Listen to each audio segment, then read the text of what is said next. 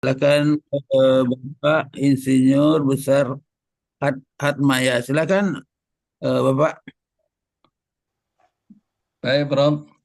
Assalamualaikum warahmatullahi wabarakatuh. Waalaikumsalam Waalaikumsalam warahmatullahi warahmatullahi wabarakatuh. wabarakatuh. Warahmatullahi wabarakatuh.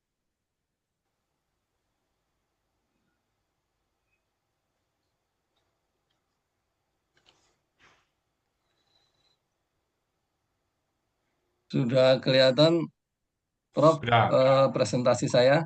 sudah. Ya sudah. Cuma di Ya, awal ini barangkali pendahuluan saja dulu ya. Pendahuluannya ya, Kita belum masuk ke inti. materinya ya. ya, Pendahuluan aja dulu. Garis pendahuluan. besarnya ya. Resume, Ya, resume. Oh ya, resumenya Resumenya. pendahuluan. ya, Hmm. baik, baik, Ustadz, baik Pak Profesor. Jadi, mitigasi gempa tektonik dan likuifaksi Kota Padang ini karena banyak peristiwa yang terjadi gempa bumi yang diikuti dengan likuifaksi dan Padang itu juga di area yang sangat rawan, maka saya mencoba untuk mempelajari dan membuat gagasan untuk mitigasi ini. Jadi intinya bahwa gempa itu tidak bisa kita tolak seperti yang tadi Ustadz Riza katakan itu adalah ketetapan dari Allah, tapi dampaknya bisa kita mitigasi atau kita kurangi sehingga kita bisa menghindari bahaya atau kerugian yang lebih besar lagi. Kira-kira begitu, Profesor, secara garis besar. Baik, terima kasih Bapak Besar Hatmaya.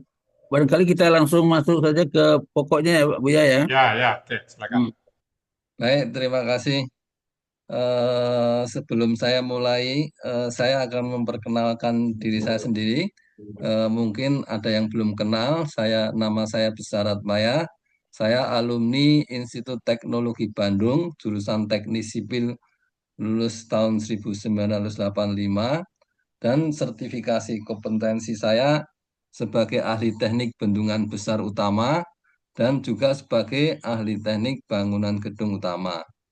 Saya pernah mengemban amanah sebagai Direktur PT Indukoi Internasional Jakarta, di mana itu adalah subsidiary company dari Nippon Kuiko Limited di Jepang, dengan posisi sebagai Engineering Director.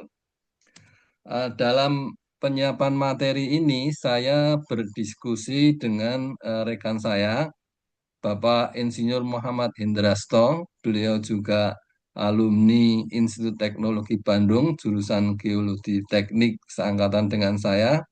Juga alumni program magister di Kyoto University Japan dan juga alumni researcher di Sakurajima Volcano Observatory Laboratory di bawah Kyoto University. Di level nasional, beliau juga pernah menjabat sebagai Kepala Pusat Vulkanologi dan Mitigasi Bencana Geologi di Kementerian Energi dan Sumber Daya Mineral. Pernah juga mengemban amanah sebagai direktur di beberapa direktorat di lingkungan Kementerian ESDM. Sebelumnya saya sampaikan disclaimer presentasi saya. Jadi materi ini saya susun untuk tujuan edukasi, diskusi akademik, dan peningkatan pemahaman publik. Dan ilustrasi itu hanya bersifat konseptual dan representatif, bukan peta teknis, operasional, atau dokumen resmi lembaga tertentu. Sehingga dengan demikian materi ini tidak dimaksudkan sebagai dasar tunggal untuk perencanaan detail, desain teknis, atau keputusan konstruksi. Seluruh interpretasi dan penekanan materi di sini itu merupakan tanggung jawab pribadi saya dan tidak mewakili sikap resmi institusi manapun. Dan materi ini dapat digunakan untuk kepentingan edukasi dan non-komersial dengan tetap menghormati etika akademik dan pencantuman sumber. Saya mulai dari Ring of Fire. Banyak yang bilang ada Ring of Fire itu sebetulnya apa? Ring of Fire itu adalah jalur panjang di sekeliling Samudra Pasifik di mana pada jalur ini terdapat kurang lebih 75% gunung api aktif dunia dan 90% sebagai pusat atau sumber gempa bumi secara global. Nah, ini adalah ilustrasinya, di mana pada jalur ini banyak gunung api dan menjadi sumber gempa bumi karena adanya tabrakan dari beberapa lempeng dunia yang biasa disebut dengan megatrust dan selain menimbulkan gempa itu juga bisa menyebabkan tsunami. Jadi Indonesia itu ada di dalam ring of fire. Itulah sebabnya tanah kita itu kaya, subur, dan kaya panas bumi yang bisa dimanfaatkan sebagai pembangkit listrik tenaga panas bumi, tetapi rawan gempa dan letusan. Jadi ini seperti berkah dan resiko yang berjalan bersama. Dan kenapa Indonesia itu sangat rawan gunung api dan gempa dan tsunami? Karena Indonesia itu dipengaruhi oleh beberapa lempeng besar, yaitu lempeng Indo-Australia, lempeng Eurasia, lempeng Pasifik, dan lempeng Filipina, yang mereka itu saling bergerak, saling bertabrakan, sehingga menyimpan energi tektonik yang sangat besar. Ini kira-kira ilustrasinya seperti itu, beberapa lempeng dunia itu yang saling bergerak, saling bergeseran, terutama di sekitar Indonesia. Dan apa itu megatrust? Kita kan sering mendengar pemberitaan gempa megatrust. Sebetulnya megatrust itu adalah bidang pertemuan raksasa antara dua lempeng, di mana salah satu lempeng itu menunjam ke bawah lempeng yang lain atau yang dinamakan subduksi. Di zona ini kadang-kadang lempeng itu sering terkunci sehingga energi tektonik itu menumpuk lama sampai puluhan tahun, lalu dilepaskan sebagai gempa yang besar dengan magnitudo lebih dari 8. Nah, untuk di Sumatera Barat itu ada satu zona trust yang namanya Megatrust Mentawai, itu di mana lempeng Indo-Australia menunjam ke bawah lempeng Eurasia yang biasa disebut dengan Sunda Plate. Ini megatrust di Indonesia, selain di Sumatera, Jawa, Nusa Tenggara, Banda Aceh, dan masih ada banyak megatrust-megatrust lain yang berjumlah sekitar 14 zona megatrust. Dan apa itu subduksi? Subduksi adalah daerah pertemuan dua lempeng bumi, di mana satu lempeng menunjam ke bawah lempeng lain. Dan di Indonesia ini lempeng Indo-Australia menunjam ke bawah lempeng Eurasia, membentuk zona megatrust yang menyimpan energi yang sangat besar.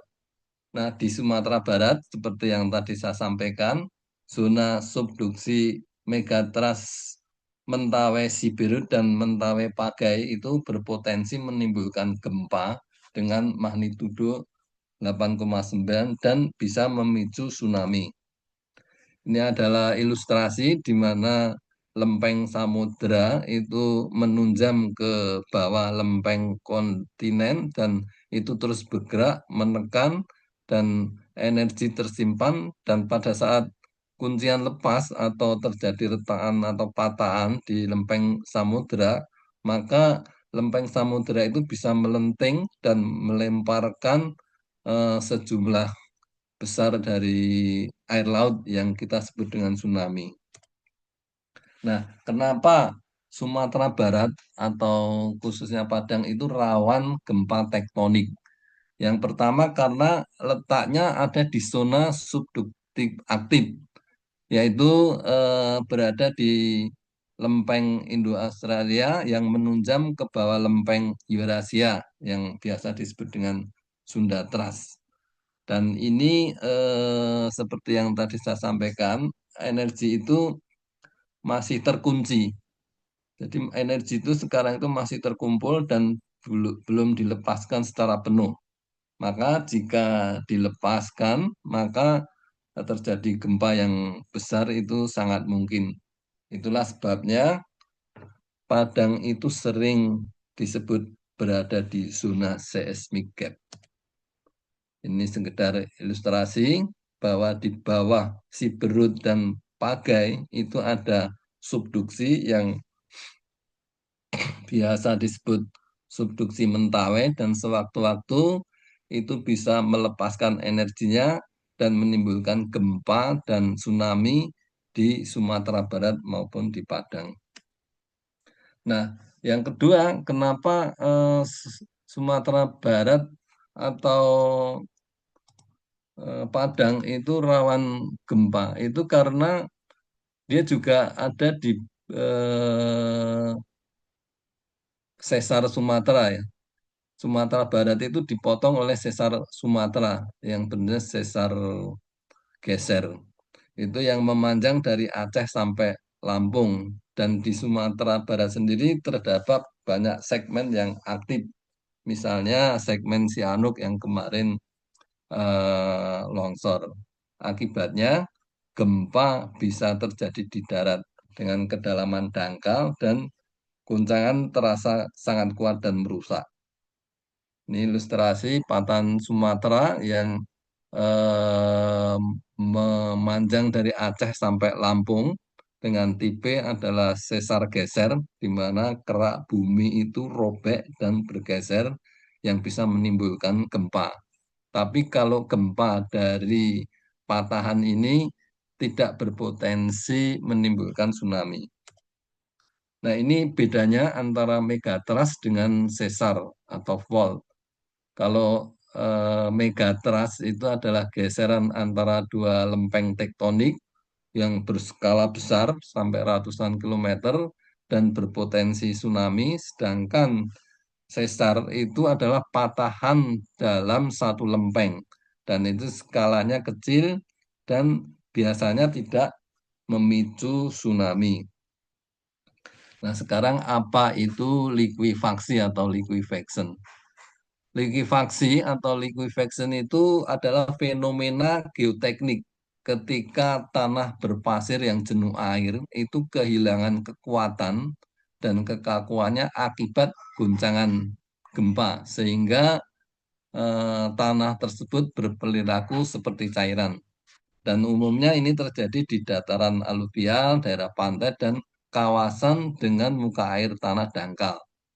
Dampaknya bisa berupa bangunan miring atau ambles, retaan, semburan pair, dan kerusakan jalan dan utilitas. Sehingga eh, likuifaksi ini harus ditangani secara serius, harus diantisipasi melalui pemetaan, perbaikan tanah, dan perencanaan tata ruang yang berbasis risiko.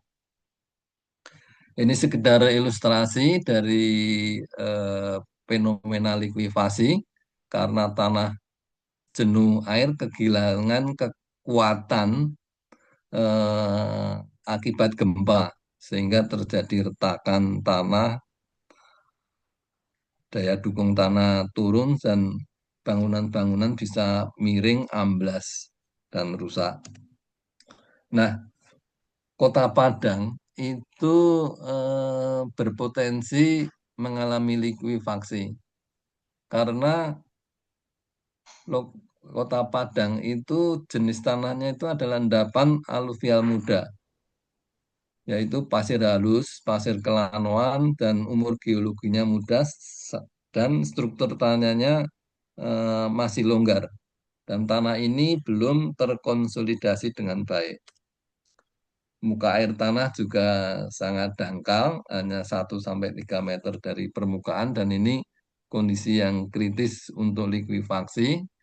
Kemudian, jika terjadi gempa kuat dan lama dari gempa subduksi Mentawai dengan magnitudo besar dan durasi yang panjang, maka saat diguncang tekanan air pori naik, tegangan efektif tanah turun drastis, dan tanah kehilangan kekuatan. sehingga berperilaku seperti cairan dan terjadi likuifaksi. Ini sekedar ilustrasi. Ketika terjadi gempa, air pori tidak sempat keluar, tekanan air tanah eh, naik dan tegangan efektif tanah itu turun, sehingga daya dukung tanah turun, tanah menjadi ambles, mengalir atau menyembur. Konsekuensinya bangunan di atasnya pun juga roboh. Padang itu lebih berisiko dibanding daerah pegunungan. Kenapa? Karena di Padang itu jenis tanahnya adalah pasir aluvial longgar seperti yang saya sampaikan tadi, air tanah dangkal dan ada kemungkinan likuifaksi yang sangat besar yang berdampak pada bangunan yang amblas, retak atau miring. Sedangkan kalau di pegunungan itu jenis tanahnya itu tanah residual atau batuan dan air tanahnya dalam sehingga hampir tidak ada potensi likuidasi. Dan jika terjadi gempa itu dampaknya itu hanya retakan lokal atau longsor. Jadi kesimpulannya itu Padang rawan gempa karena berada di zona pertemuan lempeng aktif dan dilalui sesar besar.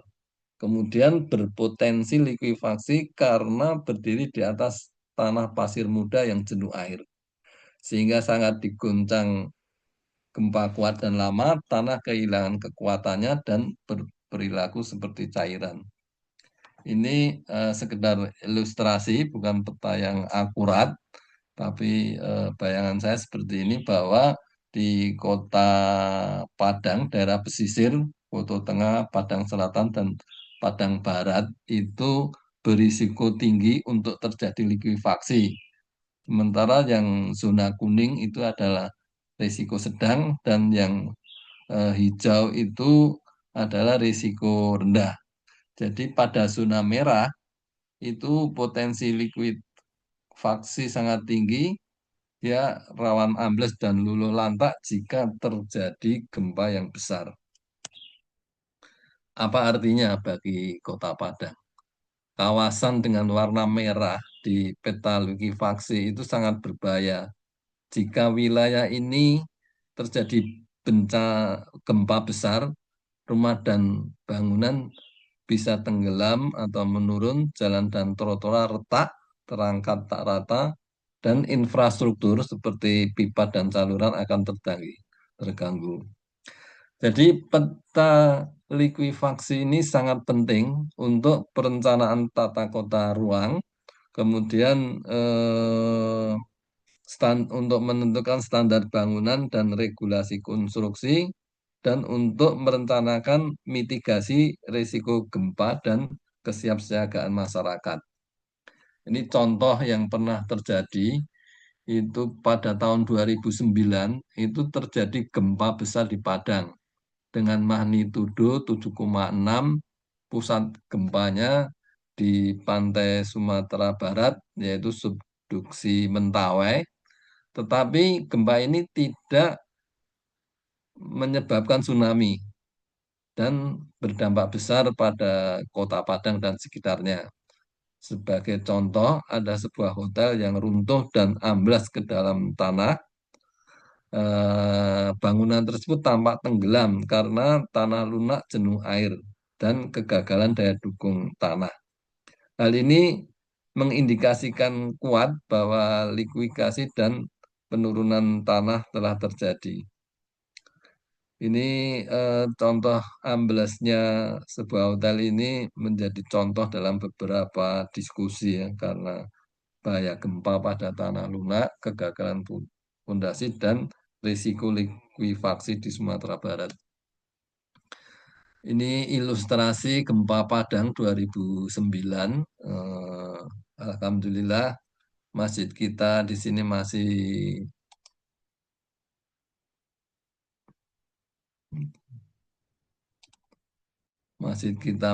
kokoh berdiri seperti kokohnya keimanan kita dalam menghadapi bencana baik gempa maupun banjir. Dan pelajaran dari gempa tahun 2009 ini bahwa kerusakan parah itu tidak hanya disebabkan oleh kekuatan gempanya, tapi juga oleh kondisi tanah dan kesiapan bangunan. Jadi resiko gempa di Padang itu bersifat ganda. Yang pertama karena getaran gempa tektonik, yang kedua respon tanah yang lokal, termasuk potensi likuifaksi dan penurunan tanah. Jadi hal ini perlu diperhatikan dengan pemetaan kondisi tanah, perbaikan tanah di zona rawan, serta penataan ruang berbasis risiko agar kejadian serupa tidak terulang di masa depan. Contoh kedua ini di Palu tahun 2018. Itu magnitudonya 7,5, sumber gempanya itu sesar Palu Koro, patahan geser mendatar. Dan ini bukan gempa megatrust, tetapi sesar geser mendatar. Namun tetap memicu tsunami lokal. Kenapa? Karena terjadi longsoran bawah laut atau perubahan dasar laut. Dan bentuk Teluk Palu itu sempit dan memanjang yang memperkuat gelombang sebagai efek corong. Akibatnya tsunami tiba sangat cepat dalam beberapa menit dan tinggi gelombang di beberapa lokasi mencapai 4 sampai 6 meter. Ini sekedar ilustrasi gempa Palu tahun 2018, di mana tanah retak, bangunan roboh, dan alhamdulillah masjid kita masih berdiri dengan kokoh. Pelajaran penting dari gempa dan tsunami Palu itu terjadi bukan akibat megatrust, tapi oleh longsoran bawah laut dan bentuk Teluk Palu yang sempit, sehingga tsunami tiba sangat cepat.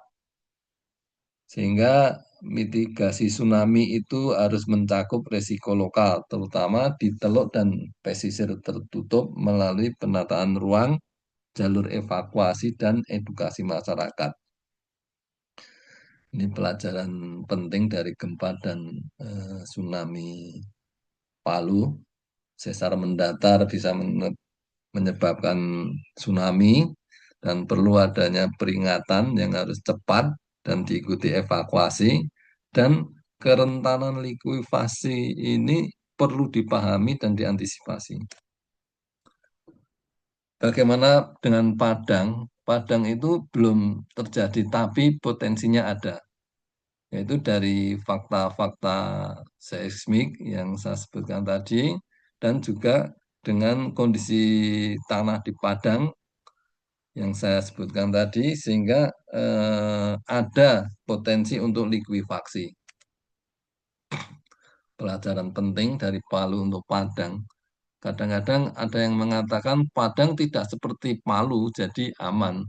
Itu anggapan yang salah karena yang benar, Padang punya potensi likuifaksi dengan mekanisme yang berbeda. Pelajaran teknisnya, peta likuifaksi itu wajib jadi dasar tata ruang. Dan bangunan di zona merah itu harus didesain khusus. Di zona merah bukan berarti tidak boleh ada bangunan, tetapi bangunannya itu harus didesain khusus, yaitu anti gempa dan mengantisipasi terhadap potensi likuifaksi. Dan infrastruktur lifeline seperti air, gas, dan listrik itu sangat rentan, jadi harus diperhitungkan juga bagaimana mitigasinya. Dan tanpa mitigasi, kerusakan masif itu masih bisa terjadi meskipun tanpa tsunami. Ini pelajaran Palu untuk Padang, peta likuifaksi yang wajib, bangunan di zona merah harus didesain khusus, serta infrastruktur lain-lain yang harus dipertimbangkan juga. Dan tanpa mitigasi, kerusakan masif meskipun tanpa tsunami. Ini adalah gagasan saya untuk mitigasi teknis likuifaksi di Padang dari viewpoint engineering, tata ruang, dan manajemen resiko. Dasarnya adalah bahwa likuifaksi itu tidak bisa dicegah, tetapi dampaknya bisa dikendalikan, yaitu dengan cara yang pertama mengubah atau merekayasa sifat tanah, yang kedua mengurangi efek gempa pada struktur, dan tiga mengatur apa yang boleh dibangun dan di mana boleh dibangun. Jadi mitigasi teknik sipil atau engineering measures itu yang pertama adalah ground improvement atau perbaikan tanah. Dan saya kira ini adalah kunci utama di zona merah Padang itu dengan cara pemadatan tanah, baik pakai fibro compaction maupun dynamic compaction, tujuannya untuk mengurangi air pori, menaikkan kepadatan, dan menurunkan potensi likuifaksi. Dan ini cocok untuk kawasan industri, pelabuhan, maupun jalan-jalan utama. Yang kedua, membuat stone column atau sand compaction pile, di mana kolom kerikil dan drill itu sebagai penumpang dimasukkan ke dalam tanah seperti kolom untuk mempercepat pelepasan tekanan air pori. Jadi efek dari stone column atau sand compaction pile ini berfungsi sebagai drainase maupun sebagai perkuatan. Dan yang ketiga, ada cara yaitu dengan pemasangan prefabricated vertical drain atau VPD. Ini akan mempercepat proses konsolidasi dan mengurangi tekanan air pori saat terjadi gempa. Dan ini sangat efektif di tanah yang lunak jenuh dan di dataran pesisir Padang. Ini sekedar ilustrasi soil densification, sand column atau sand convection pile, dan pemasangan prefabricated vertical drain. Kemudian cara selanjutnya adalah dengan sistem pondasi khusus, yaitu dengan pondasi tiang atau deep foundation, di mana pondasi tersebut itu menembus lapisan likuifasi sampai tanah keras. Jadi prinsipnya struktur itu ditopang lapisan tanah dalam yang stabil dan keras. Kemudian dengan pondasi rakit dan perbaikan tanah. Ini untuk bangunan menengah yang digabung dengan soil improvement dan juga pengendalian lateral spreading pada tepi sungai, pesisir, dan area pelabuhan dengan seat pile, diafragma wall, maupun retaining wall. Ini ilustrasinya, file pondasi yang ditanam di bawah bangunan sampai menembus lapisan likuifaksi dan mencapai tanah keras, dan pondasi rakit yang cukup tebal dan perbaikan tanah, dan ini adalah lateral spreading mitigation di daerah pantai untuk mencegah tanah bergeser ke samping. Ini sekedar ilustrasi tanpa mitigasi dan dengan mitigasi. Jadi pada gempa bumi yang kuat, tanah pasir jenuh dan longgar dengan konsolidasi buruk itu akan kehilangan kekuatan sehingga bangunan amblas, retak parah. Nah, jika kita sudah melakukan mitigasi yaitu dengan ground improvement, maka bangunan tetap stabil dan selamat meski terjadi likuifaksi. Kemudian yang penting itu perlu dilakukan mitigasi tata ruang. Itu mengenai zoning dan regulation. Jadi zonasi itu berbasis resiko. Kita buat peta dengan zona merah, di mana itu adalah larangan bangunan vital. Zona kuning itu dengan bangunan terbatas dan desain khusus. Dan zona hijau itu pembangunan yang normal. Dan bangunan-bangunan yang harus dihindari di zona merah itu adalah bangunan vital seperti rumah sakit, sekolah, pusat evakuasi dan instalasi air dan listrik. Dan kemudian juga perlu diberlakukan aturan teknis bangunan.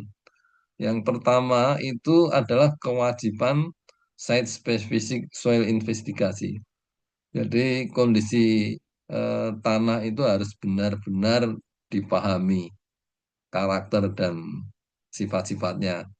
Kemudian desain bangunannya itu juga harus tahan gempa dan antisipasi terhadap likuifaksi.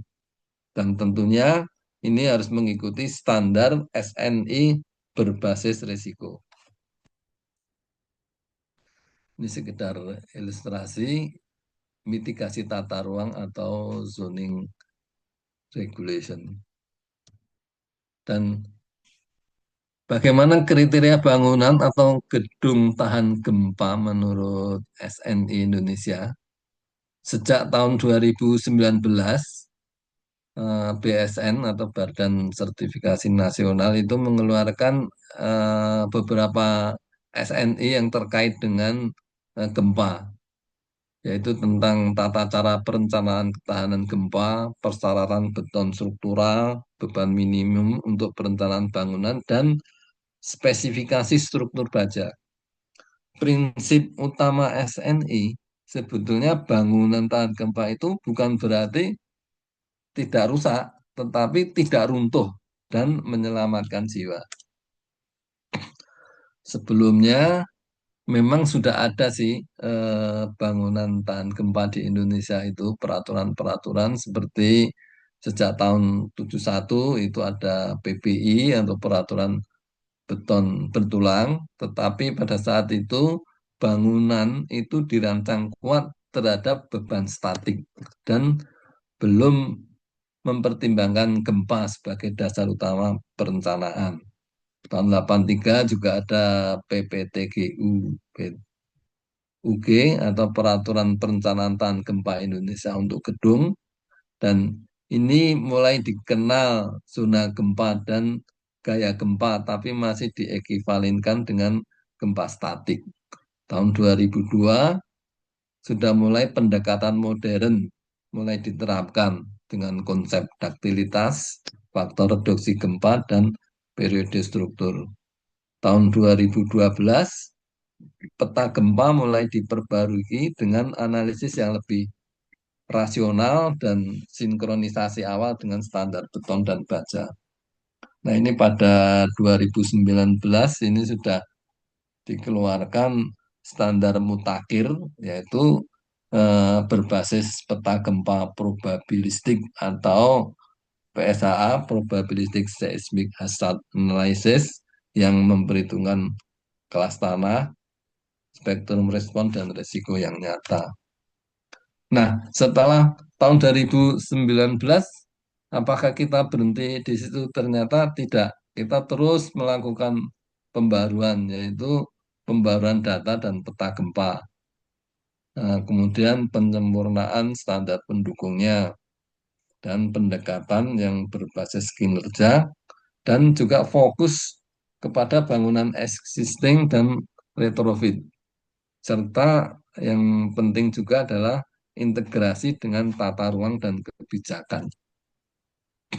Prinsip kriteria teknis kuncinya dalam SNI adalah kinerja struktur atau performance base, di mana jika terjadi gempa kecil itu tidak rusak, gempa sedang ya rusak ringan, dan jika terjadi gempa besar itu bisa rusak berat tetapi tidak runtuh.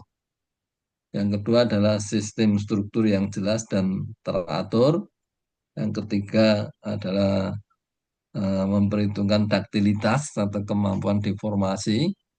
Kemudian detail tulangan dan sambungan yang diperbarui, sengkang yang rapat di kolom dan balok, dan penyaluran yang cukup, serta sambungan yang tidak rapuh. Kemudian pondasi harus disesuaikan dengan kondisi tanah dan perlu ada analisa tanah untuk mengantisipasi likuifasi dan differential settlement. Ini sekedar ilustrasi kriteria bangunan tahan gempa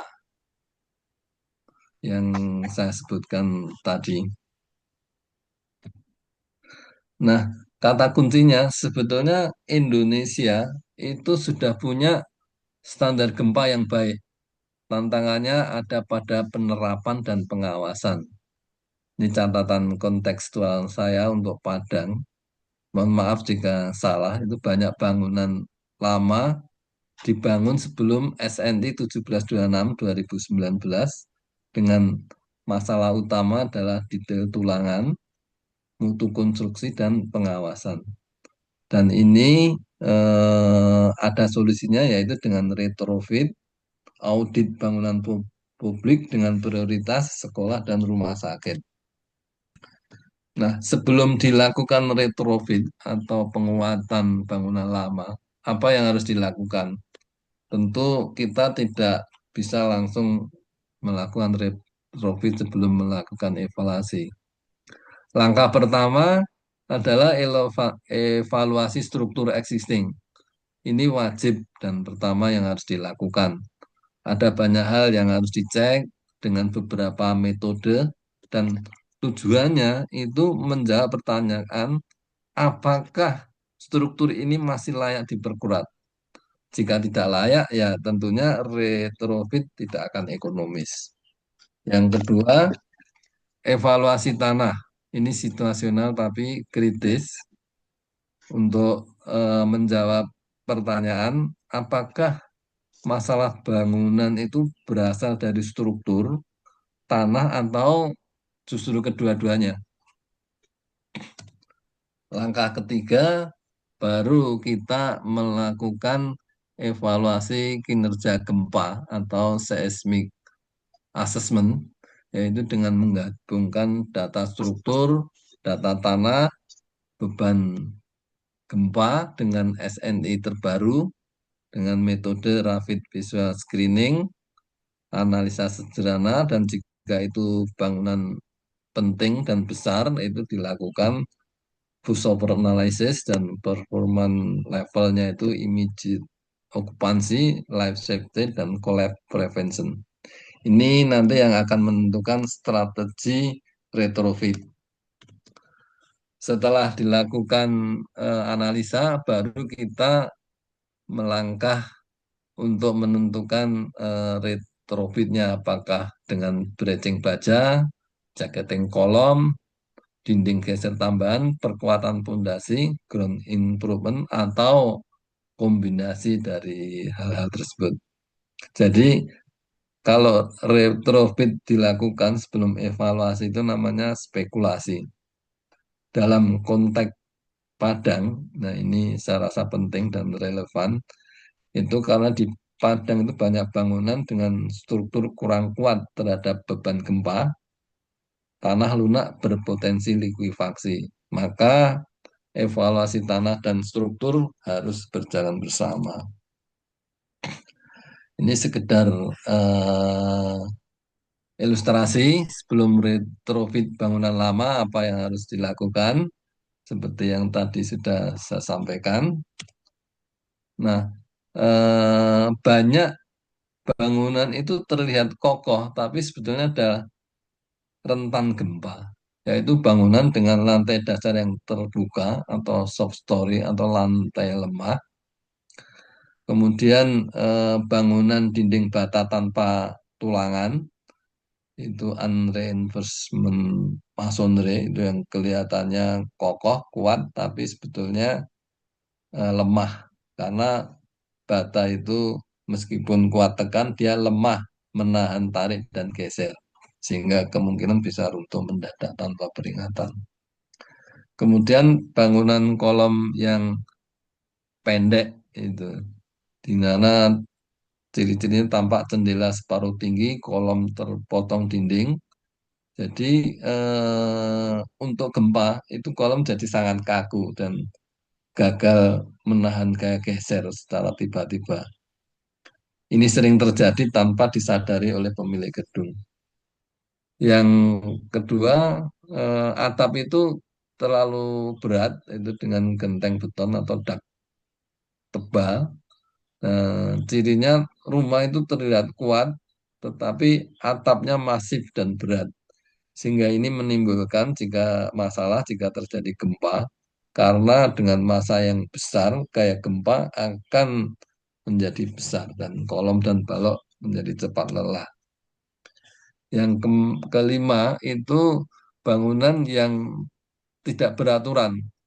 Itu karena akan menimbulkan torsi yang besar, bentuk L atau U zigzag gitu. Sehingga meskipun tanpa artistik dan modern, itu akan terjadi masalah saat gempa karena gedung bisa berputar dan retak-retak tidak terkendali.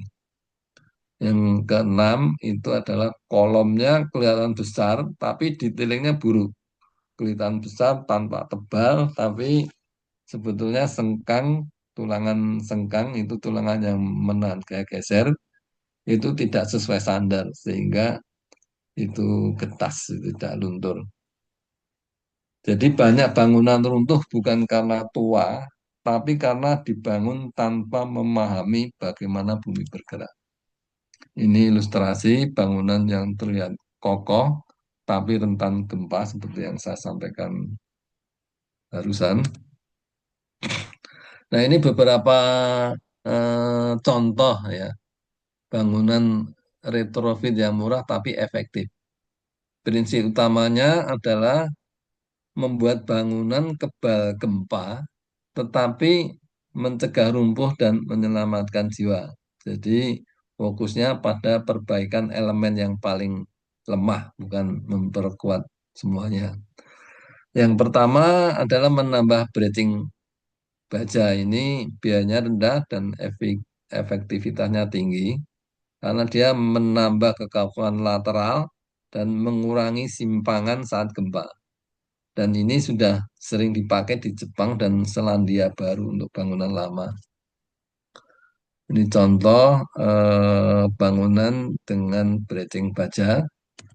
Dan untuk bangunan yang beton, yang setelah analisis tidak tahan bengka, bisa kita tambah bridging baja pada sambungan antara kolom dan eh, balok. Kemudian jika dalam analisis itu beton-beton kolom itu kurang kuat, itu bisa dikasih jaketin kolom baik dengan beton atau baja, sehingga manfaatnya menaikkan kapasitas geser dan mencegah kolom patah mendadak. Kemudian juga perkuatan dinding bata dengan wire mesh dan plesteran. Ini murah, cepat, dan sangat relevan untuk Padang. Dan keempat itu mengurangi beban atap. Karena beban atap yang berat itu pada saat terjadi gempa juga akan menimbulkan kayak gempa yang lebih besar. Ini adalah salah satu retrofit termula, tapi dampaknya cukup signifikan. Kemudian juga menghilangkan soft story atau lantai yang lemah dengan menambahkan dinding geser di sebagian lantai dasar atau bridging baja di area parkir. Karena banyak korban gempa itu berasal dari kegagalan soft story ini. Kemudian juga mengikat elemen non-struktural. Karena banyak korban gempa bukan karena gedung runtuh, tapi tertimpa elemen yang non-struktural ini seperti plafon, tangki air, rak-rak buku, dan dinding partisi. Ringkasan cepatnya ada beberapa metode retrofit dengan biaya dan dampak seperti dalam tabel. Jadi prinsipnya itu bangunan lama itu tidak harus dibongkar. Dengan retrofit sederhana dan tepat sasaran, risiko runtuh bisa dikurangi secara signifikan. Dan untuk Padang, ini catatan kontekstual saya itu banyak bangunan lama yang dibangun sebelum SNI gempa modern.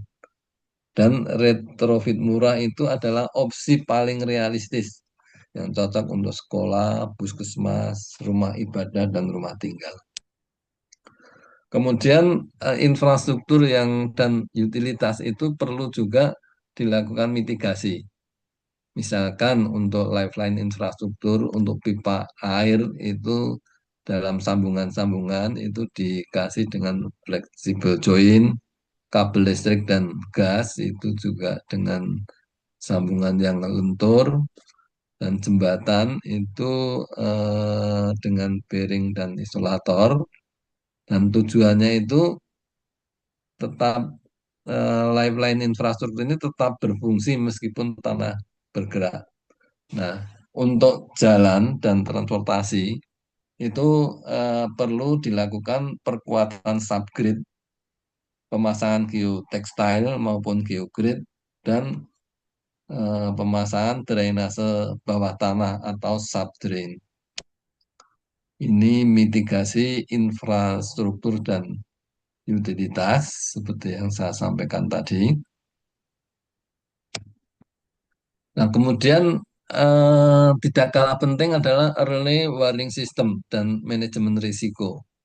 Yang pertama, membuat microzonation yang detail, peta likuifaksi skala kota atau skala kecamatan, bahkan kelurahan, dan ini harus berbasis soil investigation dengan geofisika atau dengan metode yang lain.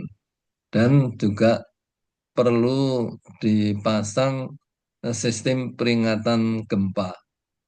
Nah, sistem peringatan gempa ini bukan untuk likuifaksi langsung, tapi untuk memberi waktu shutdown sistem yang kritis. Kemudian juga perlu dilakukan edukasi dan simulasi agar masyarakat itu paham zona risiko, tidak panik jika terjadi gempa, dan tahu harus kemana jika terjadi gempa. Dan ini early warning system, tadi saya katakan bahwa early warning system itu bukan untuk likuifaksi langsung. Kenapa? Karena likuifaksi itu tidak bisa diperingatkan secara langsung. Jadi likuifaksi terjadi setelah guncangan gempa dipengaruhi oleh jenis tanah, kejenuhan air, durasi dan guncangan, intensitas guncangan. Jadi tidak ada sensor yang bisa mengatakan bahwa beberapa saat lagi tanah akan mencair. Jadi early warning bukan alarm untuk likuifaksi. Nah, jadi sebetulnya untuk apa early warning ini? Sistem early warning ini dalam gempa itu disebut Earthquake Early Warning System atau EEWS. Itu prinsipnya adalah mendeteksi gelombang P atau gelombang primary wind, dan ini gelombang cepat dan lemah, sehingga ini memberi jeda beberapa detik sebelum gelombang S atau secondary wind merusak. Jadi ini adalah bentuk Rahman dan Rahimnya Allah, bahwa sebelum ada gempa itu sebetulnya sudah diperingatkan dengan gelombang P. Waktu yang tersedia itu sekitar 5 sampai 30 detik, tergantung jarak ke pusat gempa. Nah, untuk apa waktu yang singkat itu? Bukan untuk menyelamatkan tanah, tapi menyelamatkan sistem, yaitu untuk shutdown sistem kritis, kereta api yang otomatis berhenti, listrik tegangan tinggi diputus, gas dan BBM ditutup, mesin industri dihentikan, operasi sensitif ditunda, dan lift berhenti di lantai terdekat. Ini akan mengurangi dampak lanjutan meskipun gempa tetap terjadi. Jadi bagaimana hubungan dengan likuifasi? Sistem peringatan itu tidak mencegah likuifaksi, tidak juga memprediksi lokasi likuifaksi, tapi itu bisa mencegah kebakaran, mencegah ledakan, mencegah kegagalan sistem vital, dan mengurangi korban sekunder. Prinsipnya tanah bisa gagal, tapi sistem jangan ikut gagal. Jadi early warning gempa itu tidak mencegah likuifaksi, tetapi memberi waktu emas untuk mengamankan sistem kritis. Ini sekedar ilustrasi sistem peringatan gempa untuk melindungi sistem yang kritis, di mana kereta bisa langsung dihentikan pada saat kita menerima primary weight yang lemah dan dengan software tertentu itu bisa diprediksi akan terjadi gempa yang lebih kuat lagi, maka sistem langsung di shutdown. Listrik, gas, BBM semua dimatikan sehingga akan mengurangi dampak lanjutan dari gempa. Ini early warning system dan manajemen risiko jika eh, terjadi tsunami. Biasanya BMKG itu akan memberikan peringatan diri terhadap eh, tsunami. Tetapi saya sarankan jika sudah terjadi peringatan gempa dengan primary weight itu lebih baik cepat melakukan evakuasi sebelum peringatan BMKG. Karena peringatan BMKG itu juga dengan waktu bisa lebih pendek lagi. Dan ini strategi khusus untuk Kota Padang yang saya kira cukup realistis. Yang pertama untuk zona pesisir atau kota tengah itu prioritas pada ground improvement dan pembatasan bangunan berat dan dibuat banyak ruang terbuka untuk evakuasi. Kemudian zona tengah kota atau yang zona kuning itu dilakukan retrofit bangunan lama dan pondasi yang diperkuat. Dan di zona timur dan perbukitan ini itu relatif aman. Jadi cocok untuk pusat evakuasi dan fasilitas vital. Bisa saya katakan bahwa Padang tidak bisa dipindahkan dari zona gempa. Tapi Padang bisa memilih menunggu bencana atau membangun ketahanan. Mitigasi likuifaksi bukan biaya melainkan investasi keselamatan. Ini sekedar ilustrasi strategi khusus untuk Padang seperti yang saya sampaikan sebelumnya. Nah, sekarang mari kita belajar dari best practice penanganan gempa di dunia. Yang pertama adalah kasus di Jepang, karena Jepang ini terkenal negara dengan engineering excellence dan long-term konsistensi. Kasus adalah gempa Niigata tahun 64 dengan magnitudo 7,5. Itu dampaknya saat itu tuh apartemen miring, tapi tidak runtuh, tapi pelabuhan amblas, jalan dan pipa rusak parah. Nah, dari sinilah Jepang mulai belajar keras. Apa yang dilakukan setelah itu ground improvement itu sebagai standar. Jadi Jepang tidak lagi kompromi untuk tanah pasir yang jenuh air. Itu dilakukan dengan fibro compaction, sand drain, sand column, deep soil mixing, dan lain sebagainya. Dan ini bukan hanya untuk bangunan besar, tapi untuk perumahan, pelabuhan, dan kawasan reklamasi.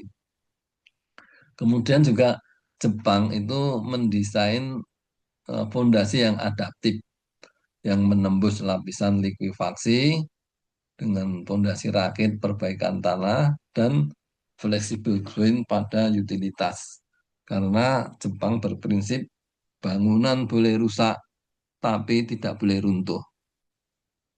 Yang selanjutnya mereka juga melakukan microzonation sangat detail. Jadi peta gempa dan likuifaksi dengan skala blok kota. Dan ini menjadi dasar untuk izin bangunan, asuransi, dan tata ruang. Jadi bukti keberhasilan Jepang itu pada tahun 2011 terjadi gempa di Tohoku dengan magnitudo 9. Itu likuifaksi terjadi luas, tapi korban akibat reruntuhan itu sangat kecil dan infrastruktur cepat pulih. Ini sekedar ilustrasi Jepang sebagai engineering excellence dan long term konsistensi. Yang pertama melakukan ground improvement, kemudian mengembangkan adaptive foundation design, kemudian melakukan microzonation detail. Nah, ini contoh yang kedua di Selandia Baru. Selandia Baru terkenal dengan eh, negara dengan risk-based planning dan smart regulation. Kasusnya adalah gempa Christchurch pada tahun 2010 dan 2011 dengan magnitudo 7,1 dan 6,2. Pada saat itu likuifaksi terjadi sangat luas dan ribuan rumah rusak. Tapi yang menarik adalah respon pasca gempa dari pemerintah Selandia Baru. Langkah revolusioner Selandia Baru yang pertama itu menetapkan red zone policy. Jadi pemerintah secara tegas menetapkan zona merah likuifaksi, kemudian rumah tidak boleh dibangun ulang. Warga dibeli lahannya oleh negara. Ini adalah satu kebijakan berani tapi jujur terhadap resiko. Kemudian juga mereka melakukan zoning berbasis resiko, yaitu zona merah itu dilarang bangunan, zona kuning bangunan khusus, dan zona hijau itu normal. Jadi dari sini itu resiko itu tidak disembunyikan tapi diakui. Kemudian juga Selandia Baru itu mengembangkan desain rumah yang adaptif. Rumah yang ringan dengan konstruksi kayu yang fleksibel, pondasi dangkal tapi dengan geograde, dan sistem itu bisa bergerak tanpa runtuh. Ini ilustrasi dari Selandia Baru dengan risk-based planning and smart regulation, menentukan red zone policy. Yang kedua ada risk-based zoning dan adaptive house design. Nah, kalau kita bandingkan Jepang dengan Selandia Baru, itu di Jepang itu dengan pendekatan engineering kuat, fokus pada bangunan tahan gempa, zona merah itu dimodifikasi, dan sehingga investasi tinggi, dan filosofinya adalah melawan dampak. Sedangkan di Selandia Baru, pendekatannya itu adalah regulasi dan zoning.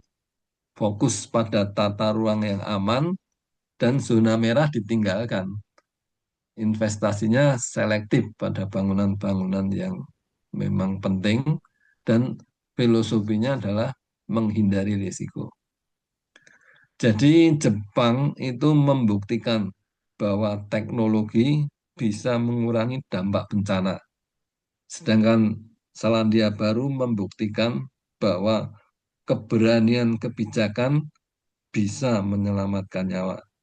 Bagaimana dengan kita, dengan Indonesia, khususnya Padang?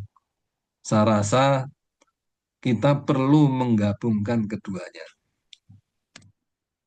Nah, ini adalah rekomendasi strategis 10 tahun untuk Padang yang dalam gagasan saya. Saya bagi dalam 3 fase. Fase pertama itu 1 sampai 3 tahun ke depan itu membangun fondasi kesadaran dan data. Targetnya Padang jujur mengenali resikonya. Programnya adalah microzonation, likuifasi, dan gempa. Itu skala kelurahan atau blok dengan soil investigation maupun dengan geofisika. Kemudian menetapkan peta zonasi merah, kuning, hijau secara resmi. ditetapkan lewat perda. Dan ketiga, mengaudit bangunan vital, rumah sakit, sekolah, kantor pemerintahan, dan melakukan moratorium diam-diam. Bangunan vital yang baru tidak boleh di zona merah. Ini contoh aja. Ini fase paling penting secara politik dan mental. Dan fase kedua itu 4 sampai 7 tahun baru dilakukan intervensi teknis dan tata ruang. Targetnya mengurangi potensi korban, bukan mengejar nol kerusakan. Program utamanya ground improvement prioritas seperti pelabuhan, jalan utama, dan kawasan yang padat.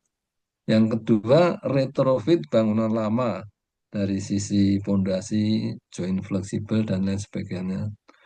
Kemudian melakukan zoning adaptif, yaitu zona merah, RTH, parkir fasilitas non kritis, dan zona kuning itu dengan bangunan rendah dan desain khusus. Kemudian melakukan relokasi bertahap, insentif ini bukan paksaan seperti Selandia Baru. Dan fase ketiga, 8-10 tahun kemudian, saya harapkan Kota Padang menjadi kota tangguh dan adaptif. Targetnya, Padang siap menghadapi gempa besar tanpa bencana kemanusiaan. Program utamanya, Padang menjadi pilot project nasional, kemudian bangunan vital pindah ke zona aman, dan integrasi dengan early warning system, tata ruang dan bangunan. Kemudian juga literasi publik yang meluas bukan untuk membuat panik, tapi paham. Dan ini rekomendasi strategis 10 tahun untuk Padang. Fase 1 pondasi kesadaran dan data, fase kedua intervensi teknis dan tata ruang, dan fase ketiga kota tangguh dan adaptif. Ini PDIKM Rumah Gadang. Saya sempat mengunjungi tempat ini bersama dengan rekan-rekan dari GMM. Saya pelajari bahwa rumah gadang itu menunjukkan kearifan lokal Minangkabau dalam beradaptasi dengan wilayah rawan gempa. Jadi prinsipnya sejalan dengan konsep mitigasi modern. Bangunan tidak melawan alam, tetapi bergerak selaras dengannya. Demikian, kurang lebihnya mohon maaf. Silakan Pak Rizal, kalau ada yang mau Baik, disampaikan. baik. Eh, terima kasih Pak Besar sudah menjelaskan segala sesuatunya. Untuk lebih jelas dengan kita, mari